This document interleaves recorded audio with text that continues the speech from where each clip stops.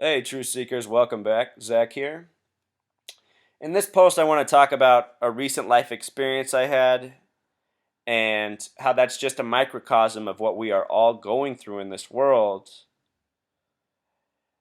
and why I think it's important for we truth seekers to spread the message of truth and justice because we really do need to heal this world, truth seeker. I'm going through a tough time right now. I'm trying to be strong. I'm trying to persevere. I'm trying to tell myself all this stuff's happening for a reason.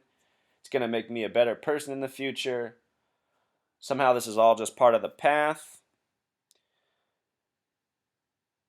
But it's tough, Truth Seeker. So before I get into the story of what's going on in my life right now, why I haven't been as active on my blog and my video posts, I want to go back to this post I made on October 16th, 2014. 10/16/14.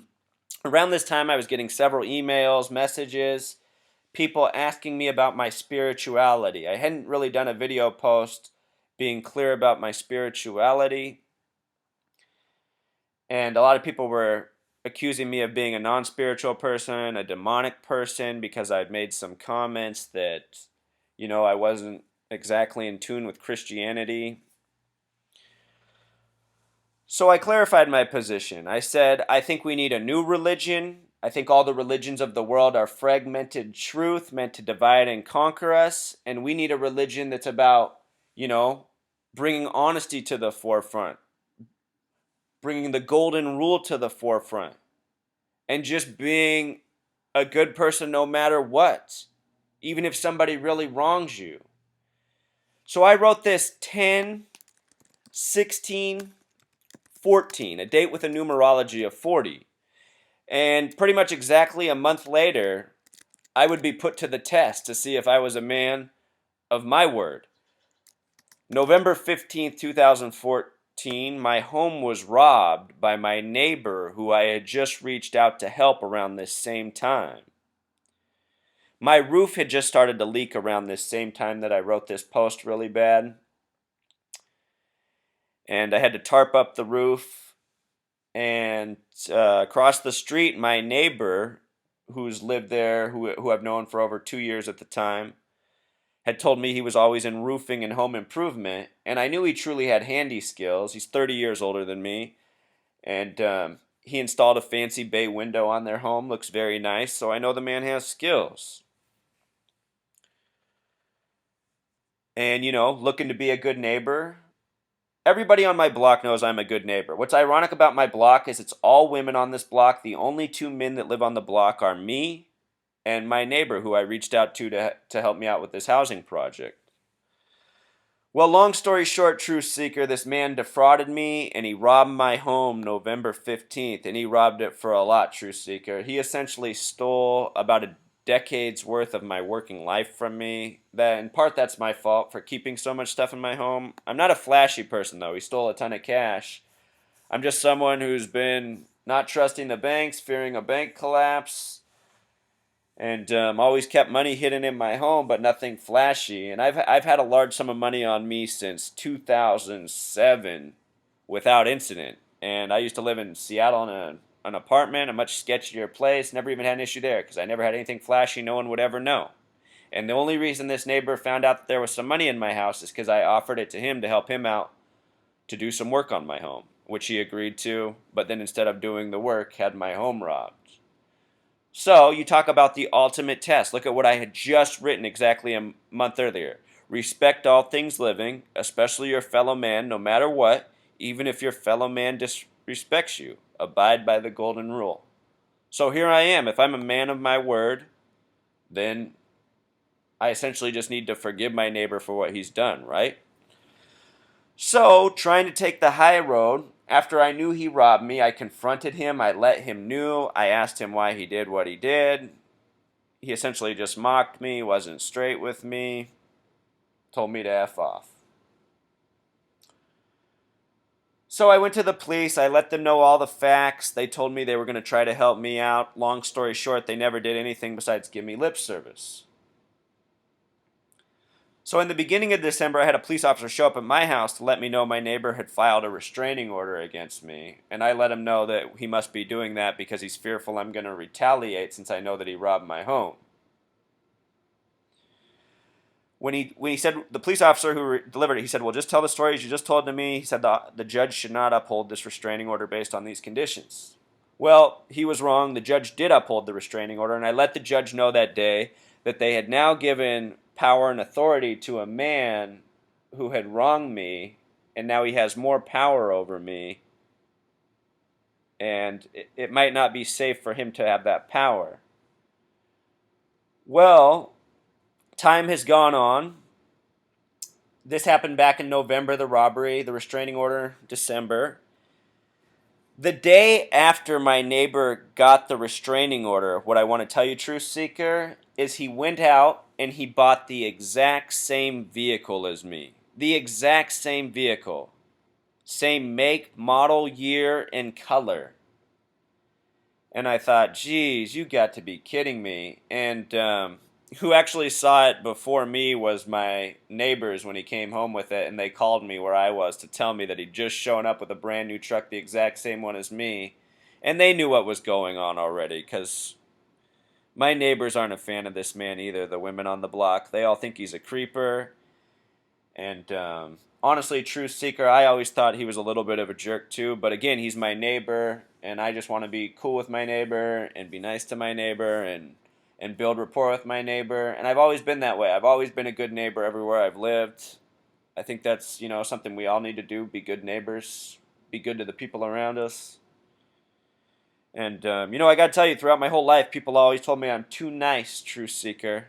Show you something else. The word nice has a simple English gematria of 33. The word mean has a simple English gematria of 33. Notice that mean is made up with the same letters as the word name, and in gematria, a name is supposed to sum to 33. But anyway, I think it's interesting that nice and mean are 31 through 33, like the ranging degrees of Scottish Rite Freemasonry. I think there's definitely something there, especially the phrase "nice guys finish last." You think about that, it's kind of like the bottom, if you look at it in this spectrum, 31 through 33. The word knowledge sums to 96 if you had 31, 32, 33. Anyhow, so here I was thinking, man, I tried to be nice, and now look at what's happened. I have essentially been robbed for 10 years worth of my working life. But like I told myself then, I said everything happens for a reason. I still have a lot of life ahead of me. I still have a lot of things going for me. This is just part of my path. I'm going to keep on moving on. And that's what I've been doing. I've been ignoring the neighbor. But something really got into my neighbor this week, and it makes me wonder about this whole numerology thing and the power of numbers and what's going on in the world. I kid you not, Truth Seeker, it was March 3rd this week. 3-3.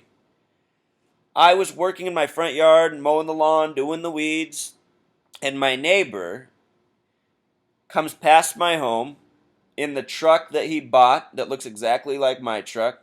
He bought it with the money he stole from my home. Keep in mind this man's unemployed. Since filing the restraining order, he's bought a new vehicle. He's bought 3 sets of wheels for 3 different vehicles. Nice big wheels, including this truck he got. True Seeker, I never owned wheels in my life. I'm not into flashy stuff. I'm not into materialistic stuff. I was saving my money for a future goal. I want to start some sort of movement to make things better, just like with what I'm working on this video blog, this written blog. So now I just have to look at this. I have to look at my money being blown on a 3rd vehicle for 2 people who live in a home. He put a new garage door, this fancy garage door with windows. I mean, it looks really nice. Put that on his house. Put a new fancy front door on his house. Did a big landscaping project. I saw a furniture truck pull up a couple months back, unload a sofa, and it looked like some sort of hutch. And Truth Seeker, I know that all this is being done with the money stolen from my home, so it's hard to watch, especially when it's across the street, but I've just been sucking it up, and every time I say, okay, this happened for a reason. It's supposed to make me stronger. So anyway, this week, March 3rd, I'm working in my yard, drives by, rolls down his window, flips me off, and says, "Hey, fuck you, neighbor." And I'm thinking, what in the world? But I know I have this restraining order. I'm not supposed to communicate with him, so I just ignored it. I got to tell you, though, it made my blood pressure really shoot up. I felt all hot inside, hot and bothered. But, I just kept working on my yard. I got stuff to do, get the energy out that way. And Anyway, so that went on. And then this Saturday, I was out in my yard working some more, getting projects done. And again, he came out of his home and he said, "Hey, look who we got across the street today." And I'm thinking, what is going on with this guy? You know, he hasn't been doing any of this since um, October, November, or November after the robbery. You know, there hasn't been anything since the robbery. He hasn't, besides taunting me with these purchases. So I ignored the first shout out. But then when I didn't respond, he said, "Hey neighbor, don't you hear me?" And I turned around and I said, "Man, fuck you. You know you have a restraining order. You're not supposed to be communicating with me. Stop talking to me." And then in that instant, looking at him, he pulls his cell phone out of his pocket and aims at me. He said, "I'm recording you. I'm recording you right now." And I said, "Man, I don't care if you are recording me. This is just going to show the police what an instigator you are." I said, "Go show the police." So anyway, he went back and I continued to work on my yard. He drove off, thinking, where's he going? And about 10 minutes later, 2 cop cars showed up and then followed by another 2 cop cars. So within 15 minutes, I had 4 cop cars in front of my house. Only one of the police officers approached me. The other 3 just like got in a little small congregation and stood essentially on the street in front of my house over by their vehicles. And the one police officer who approached me asked me what was going on, and I was truthful with him. I told him exactly what happened. I said, "Look, man, I'm working in my yard, and my neighbor's trying to provoke me. Earlier this week, it was March 3rd, he drove by, flipped me off, tried to get my attention. I just ignored him." I said, "Today, he came out of his house, started shouting across the street. I ignored him. He shouted some more. I just responded out of anger." And he said, "So you're admitting that you communicated with him and you know that you have a restraining order?" And I said, "Yeah, I guess technically I am, you know." I said, "Can I not do that from my own property and my own flower bed?" He said, "If you communicate with him, then you are under arrest." And I said, "Really? I'm under arrest? As in I need to go to jail?" He said, "Yes. Please turn around, put your hands behind your back, and spread your legs." And I said, "Officer, are you really going to arrest me?" He said, "Yes, I'm arresting you right now." I had the handcuffs on me. I was thrown in the back of the police car. What was nice is I lived next door to 2 sisters who lived together. They saw this. They came out of their house, and from the back of the car, I could hear them yelling at the cop that it wasn't me. I'm not the problem. It's the person across the street. They were saying how they want him out of the neighborhood. I'm a good neighbor. Also, I have a single woman who lives across the street. She came out too, and she was trying to ask if she could help somehow. Again, truth seeker, him and I are the only men that live on the block. We're surrounded by women. I truly am nice to all my neighbors. I help them with their heavy lifting. I help them mow their lawn. These women are older. And anyway, it didn't matter. It was too late, you know. I had to go down to the station. I had to write a written statement. Then I got thrown in a holding cell. And then I got put into a larger cell that had 9 other people. So I came in. I was the 10th person. I got the final bunk. I filled out the room. And while I was in the holding cell, I was just thinking, my goodness, man, this man has really brought something into my life. You know, he's robbed me for almost all that I'm worth. You know, I still have some equity in my home and a vehicle, but I really did keep pretty much my life savings in my home, and I've pretty much kept my life savings on me since 2007. So some people might say, well, only a matter of time, but what I would say is, look, I'm not a flashy person. No one knew I had anything. No one knew I had any money. It was always just hidden. It was always there just in case. And the reason I don't keep it in the bank is because I don't trust banks. And, you know, I have a small banking account for where we need it, but that's just never where I've kept my money. They don't pay interest. I know they can freeze people's assets when stuff happens. I know the government can seize money easily or through the banks. So to me, in my mind, it's just as much of a risk to keep your money in the bank as it is hidden in secret in your home. And like I said, I had it on me since 2007. Recently, I reached out to this neighbor to have him help me with a project. I offered to pay him cash. He asked me if I kept cash in my house. I told him I keep a little bit as an emergency. He's like, wow, you keep cash in your house? I never. He said, if I had $1,000 in my house, I'd be so nervous. And I said, well, I said I just try to keep things low key and not be flashy and be safe. And he's like, wow, well, you're braver than me. And now in hindsight, it's just all so obvious. He was just, ugh. Anyway, Truth Seeker, while I was in jail, I just had like this moment of clarity. I had this moment of clarity about the world we live in. And it's just motivated me. I just feel like, because this has happened to me, I really have to do something to make this a better world. Not for myself, just for all the people that are suffering through injustice and the awful things that we all needlessly go through. I'm having trouble understanding why this has happened to me, but it could be because of this video post or this written post that we're just staring at on the screen. Let's read what I wrote. We need a new religion, a simple religion. Be honest. Respect all things living, especially your fellow man, no matter what, even if your fellow man disrespects you. Abide by the golden rule. And grow food. And why did I write grow food? I think local agriculture is part of humanity. I think we're supposed to have it. It's supposed to be with us. Organic, real, local food. I think that's something that's been stolen from us, but we've never really acknowledged it because we've been so pacified by the abundance of food and calories within a short arm's reach of almost all of us. Almost all of us in this world have grocery stores and food all around us in cheap form. So anyway, and then I wrote, if you say this person would be slaughtered, I say to you only by the cruelest of people, who are few and far between. And Truth Seeker, I have to laugh at this, because I have essentially been slaughtered in a way. I'm still alive, but I'm getting slaughtered right now. When the cops had me in custody down at the jail and they were talking about what happened, they started saying, man, you are getting screwed at chess. You need to become a better chess player. This guy's playing chess with you and he's beating you up. And what I responded back to him, I said, look, man, I'm not a chess player. I don't see this as a game. This is my life.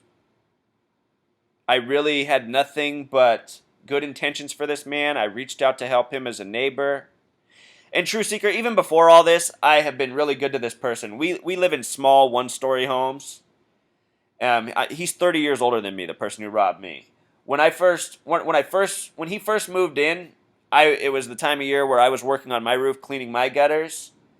And I came down from my roof. He came over to introduce himself while I was up on my roof. And he asked if I could help him out with his gutters because it's hard for him to get up on the roof. And I said I'd be happy to as a new neighbor. So one of the first interactions between him was that I cleaned his gutters for him for free. Just trying to show him, hey, I'm a good person. I'm glad you're on the block. Happy to have you here. And hopefully we have a good relationship going forward. And True Seeker, like I told you, I've always been good to this neighbor. I have him and his wife over for dinner. My girlfriend's a great cook. We've made them a lot of nice meals. I used to have a medical marijuana grow. I gave him a lot of free marijuana in that time. I've let him borrow tools. I just never thought this person would wrong me. But like I said, True Seeker, everything happens for a reason. And now when I go back and I look at this post, it just makes me go, wow, So here we go. If you say this person would be slaughtered, I say to you only by the cruelest of people, who are few and far between, which is true, I still think. But hey, at the same time, they might live across the street from you. If you are good to people, even killers, they'll usually be good to you. How do I know this? I know killers. I'm good to them. They're good to me. And this is true too. This is true as well, True Seeker. I know some people in this world that would scare a lot of people, that my mom wouldn't want me to associate with. It's just, I've always been good to people. I've helped a lot of people in this world. Being good to people, it's caused me to meet some people that maybe I'd be better off not knowing. But up until even when I wrote this, I hadn't really had a major problem in my life.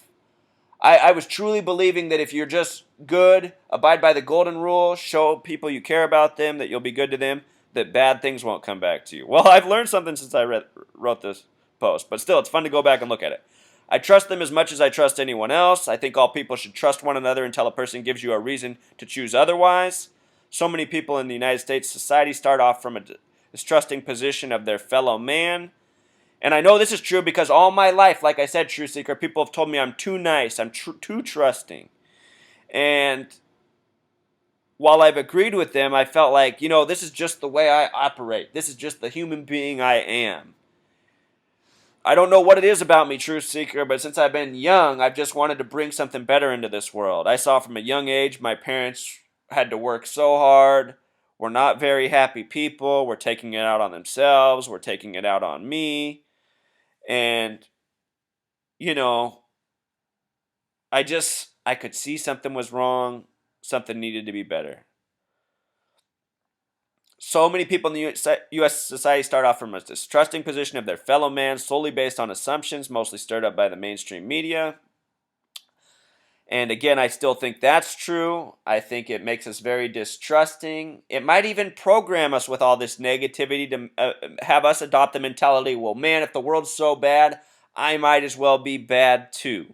And who knows, maybe this is in part what happened to my neighbor.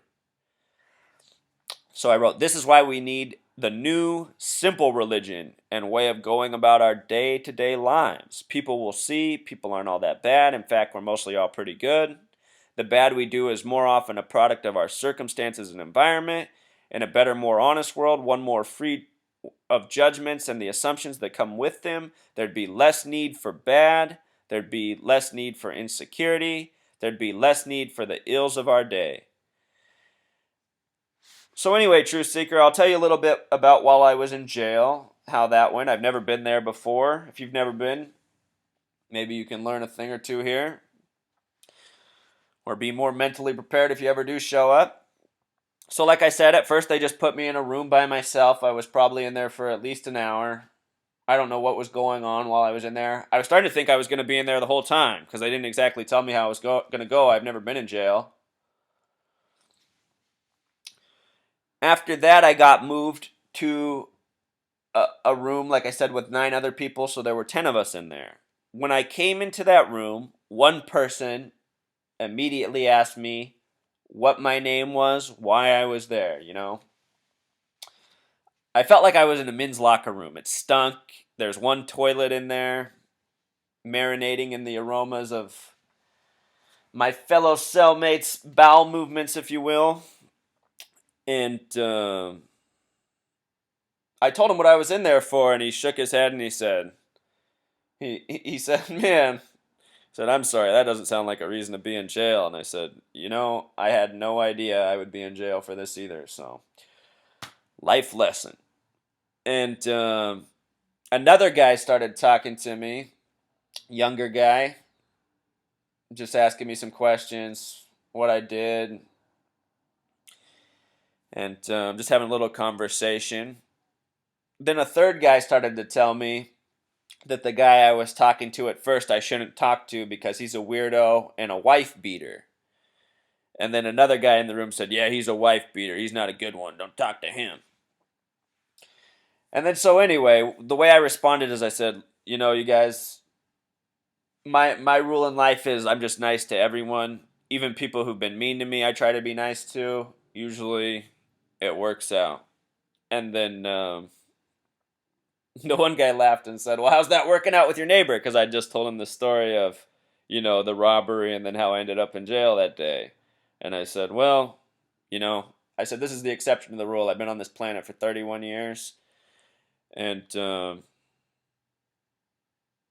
I never had an experience like this. And you know what else is funny, Truth Seeker? My birthday is July 21st, 1983. The numerology of this date is 31, like my age right now. I am the age of my life number, and on my birthday, I was telling my family that just studying this numerology thing, I had a feeling this was going to be a big year for me. I thought maybe some big things were going to happen this year. And in terms of big things, I was thinking I'd get my book out, maybe take this research to the next level. It's also part of what made me start this video blog. I really want to get this information out there, and I'm grateful for all of you who picked up this information and have taken it to the next level. A lot of you have really impressed me. I think some of you are already better at this research than I am. You guys are doing some great comments, and I wish you would just start your own blogs and YouTube channels, because the things you're writing in my comments section deserve to be information out there for the masses, for more people to experience this.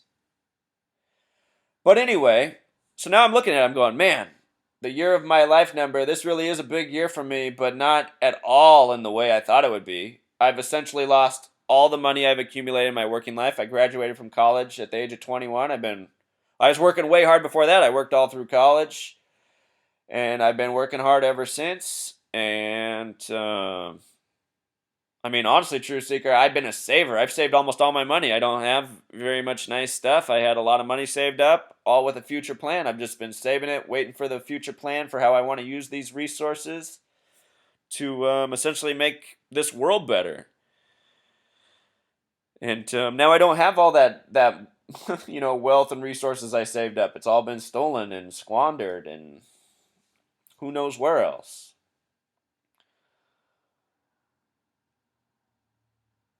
So also while I was in jail, something clicked in my mind. I asked myself, I said, really, in truth, this is looking like a pretty bad year for me. When was the last time in my life I had this bad of a year? And I was thinking on it. And, I've never had a year anywhere near as bad as this. But thinking back, I remember 13 was a pretty rough year for me. Just because our boundaries changed for school, so I got separated from all my friends and sent to another school. And that school, I just realized like I was at an age where it was harder to make friends, and a lot of cliques were already established. And I had a few things go awry that year. 13. So now I'm thinking, 13 and 31. Look at that. These numbers are reflections. They're connected to my life number. They both have a numerology of 4. So that means my life number is also 4, because 3 plus 1 is 4, just like 1 plus 3 is 4. And, it just really has me reflecting. I learned about astrology about a decade ago, and the more I learned about that, the more truth I saw in it. And again, True Seeker, the more I learned about this numerology, again, there's just some real undeniable truth in it. Some people say God is the master mathematician, and perhaps that is exactly what I'm witnessing, experiencing, and perhaps this is all really part of God's plan, what's happening for me. I intend to live a lot longer. I intend to do a lot more in this world. I realize that I've lost a lot, but at the same time, all that I've lost can be achieved and recaptured very quickly by working with a large community of people and their resources. So pretty much, maybe this is the message God has for me, that I've been trying to do too much by myself. And maybe he's shown me, you got to switch it up. You got to do something else. This is the message. It's time to do something a little bit different. Or maybe he's trying to tell me my philosophy on life's wrong. Or maybe he's trying to tell me I shouldn't be talking about new, simpler religions. There's a lot of different ways it can be interpreted, and I'm trying to still make sense of it all. But it seems apparent to me that the higher power is at work on me, and he has a message for me. So I'm trying to make sense of it all, True Seeker, and I'm trying to share with you what I'm going through, the mistakes I've been going through, and I hope somehow you can take some sort of inspiration out of this. Or maybe see something that, parallels to your life.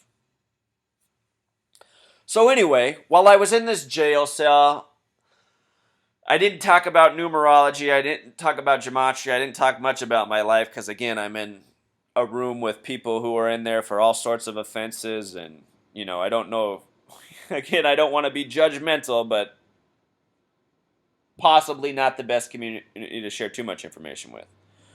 So here's what's funny. When they found out that I had just gotten to jail and were in their jail cell, they all got a little bit jealous, because they apparently the jail cell that they put me in, and I think they put me in it because I have no arrest record and I was arrested on this pretty weak charge. Anyway, the jail cell they put me in is one that you're supposed to work your way up to. It happens to be the only jail cell with a TV in it. And the other rooms have populations of people that are a little bit more sketch or suspect, if you want to put it that way. So anyway, they were saying, man, you're lucky to be in here. You should really be in there over there with no TV and all the heroin junkies and blah, blah, blah. But anyway, after being in the room for a while, that evening, it was Saturday evening, boxing came on NBC. And as it happened, I guess it was the first time boxing was on in 30 years on NBC. And because that came on, it got everybody in the room talking about the upcoming Mayweather-Pacquiao fight. And one of the guys asked me who I thought would win the fight. He was confident Pacquiao was going to win. And so I said, well, you know, man, honestly, I've never seen Mayweather or Pacquiao fight. But I said, I do have an opinion on the fight, and I'll share with you what I know. And I told him about the Mayweather gematria, the Floyd Mayweather gematria, the knockout significance. If you haven't seen that post, Floyd Mayweather is currently 47-0 with 26 knockouts, right? The name Floyd, his first name, equals 26. The name Mayweather equals 47. And currently he has 26 knockouts, which is abbreviated KO. K is the 11th letter, O is the 15th. So even KO with simple English gematria equals 26. So I was explaining this to him, and at first he was looking at me crazy, but then I showed him some other connections and the significance of these numbers in sports. And he said, oh, this is interesting. He's like, how'd you learn about this? And I said, man, it's a long story, but essentially it just came to me. I've been applying it, and lo and behold, I've learned some cool things. So he's like, so what do you think it means? Who do you think's going to win? And I said, well, you know, I don't know for sure who's going to win based on these numbers. I said, I've tried to make sports predictions before these numbers, and they haven't turned out right. But I said, I did predict that his next fight would probably be a big fight. And that was long before the Mayweather-Pacquiao was announced. That was the day after his 47th fight concluded I made that prediction. And I said it might be the one he loses because everything's so perfect right now. And because everything's so perfect, it almost makes me think it's meant for it to be ruined at this point. But still, even though I said I don't watch them box, I'm aware that Mayweather's significantly bigger than Pacquiao. And usually I think size is pretty determining because of reach in boxing. That's how far the boxer's arm extends out for the punches. With regard to that, the name Manny for Pacquiao is not his real name. Manny sums to 67. He's listed with a 67-inch reach. It almost makes you wonder if that's why he has the nickname, because reach is one of the most important stats of boxing. So anyway, I was just sharing this thing with them. Other people in the room started listening, and they got interested in it. So here's, I'm in a room with a jail cell population, and they're open to this gematria information. They think it's interesting. They're asking me questions. And then I showed him about the word police. And then I showed him about the history of heavyweight boxers and the significance of 33. And then, we're all in there wearing orange slippers, gray and white jumpsuits that look like pajamas with stripes. And we all have tiny little orange bath towels. And I showed him the significance of the gematria of police, the reason that they have us wear this color orange. The word police and orange have the exact same gematria, simple English and Pythagorean. And then I asked them if they remembered things like the Rodney King beating and showed them that, and they were like, yeah, it was just all making too much sense to them. People in jail understand injustice. Believe that. I'm sure there's a lot of people in jail who truly are threats to society, but honestly, everyone in that room, even the two guys bickering with each other, to me, they all seem like manageable human beings, where if they were in the right community, had the right people around them, they wouldn't be much different than you or I. And I really do think life is mostly a product of circumstance, influence, and when people are put in an okay situation where they're safe and their needs are met, and they have quality people around them that